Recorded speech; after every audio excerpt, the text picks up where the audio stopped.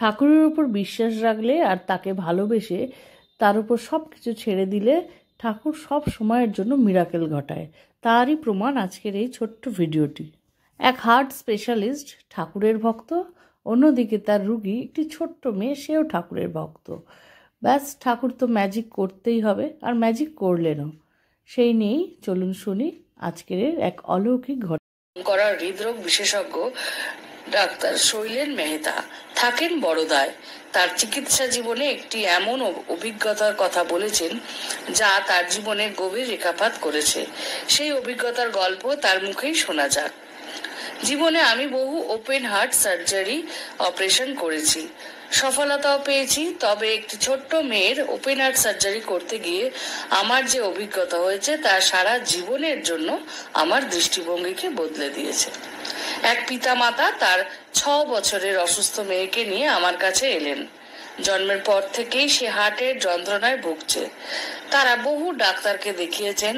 সবাই যখন আশা ছেড়ে দিলেন তখন মেয়েকে নিয়ে আমার কাছে এলেন। আমি পরীক্ষা নিরীক্ষা করে বুঝলাম এই মেয়ের আয়ু মাত্র কয়েক মাস। আমি খোলাখুলিভাবে তাদের সে কথা জানালাম।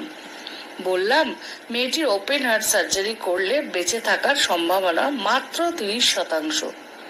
তবে এমনও হতে পারে যে সে হয়তো অপারেশন টেবিলে মারা যাবে, আর অপারেশন না করলে সে হয়তো আরো 3 মাস বেঁচে থাকবে।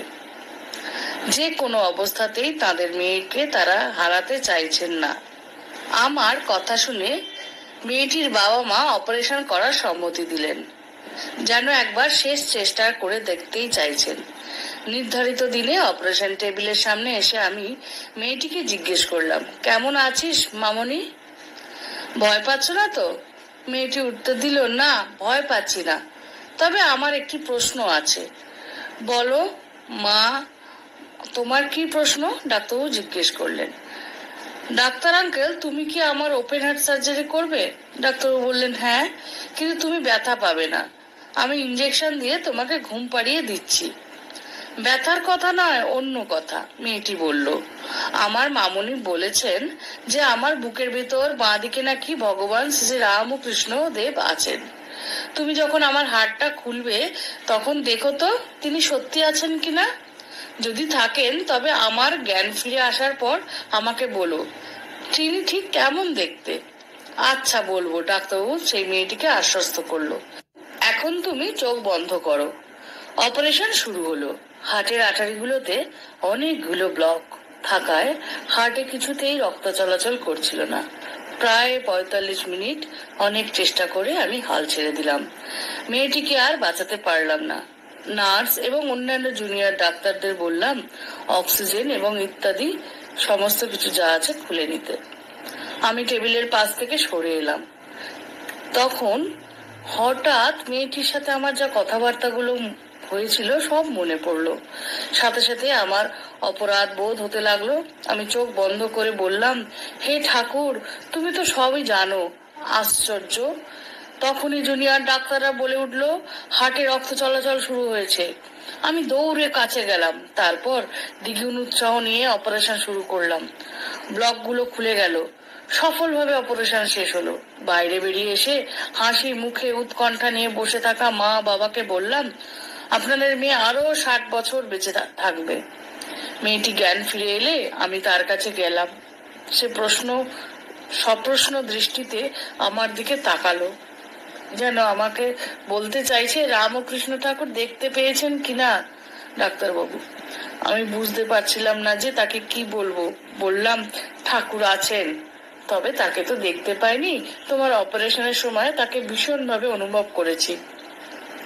তুমিও তাকে দেখবার মতো করে নও, অনুভবে পাওয়ার চেষ্টা করো, তিনি তোমার মঙ্গল করবেন।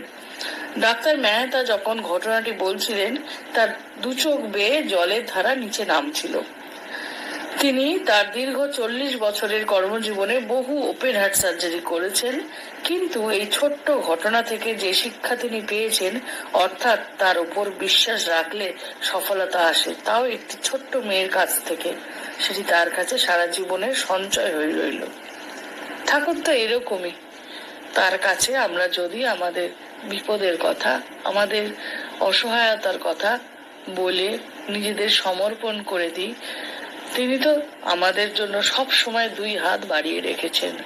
তাকে ভালোবেসে কোলে টেনে নিয়ে আটকে দিলে তিনি তো সেই ভালোবাসার বাঁধন ছেড়ে যেতে পারে না।